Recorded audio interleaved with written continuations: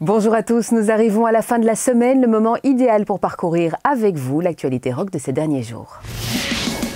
Le journal du rock de Classic 21. On commence par le retour de Slash avec Myles Kennedy and the Conspirators pour un 4e album commun. Un nouveau titre vient de nous arriver, il s'intitule The River is Rising.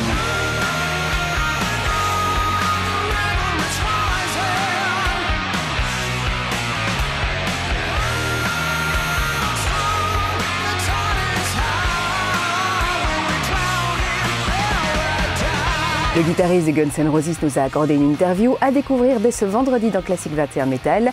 Il évoque notamment la réalisation de cet album qui s'annonce énergique, amusant, spontané mais aussi diversifié et qui a été enregistré dans des conditions live. Les avocats des héritiers de Michael Jackson ont exigé que l'émission King of Pop, diffusée chez nos collègues de Studio Bruxelles, change de nom.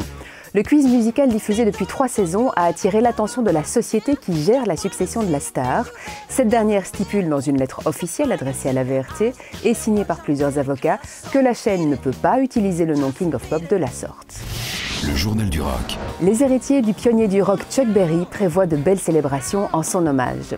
Tout d'abord, un album Live from Blueberry Hill qui reprendra les classiques de l'artiste, joué depuis la salle du même nom à St. Louis, là où résidait Chuck Berry. Ensuite, avec une reproduction en édition limitée à 100 exemplaires de la guitare préférée de Chuck Berry, la Gibson Rouge ES 355, accompagnée de la célèbre casquette de capitaine de bateau.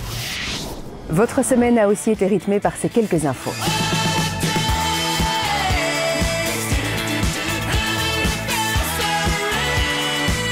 Duran Duran a laissé libre cours à son imagination pour le clip du titre Anniversary, extrait de l'album Future Past sorti aujourd'hui même.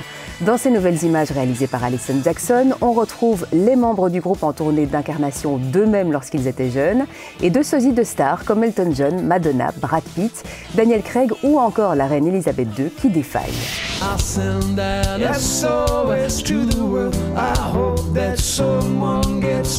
Sting a repris Message in a Bottle avec son fils. Le duo a choisi ce classique de Police dans le cadre du gala annuel de l'UCLA pour l'environnement et la durabilité organisé par l'Université de Californie à Los Angeles.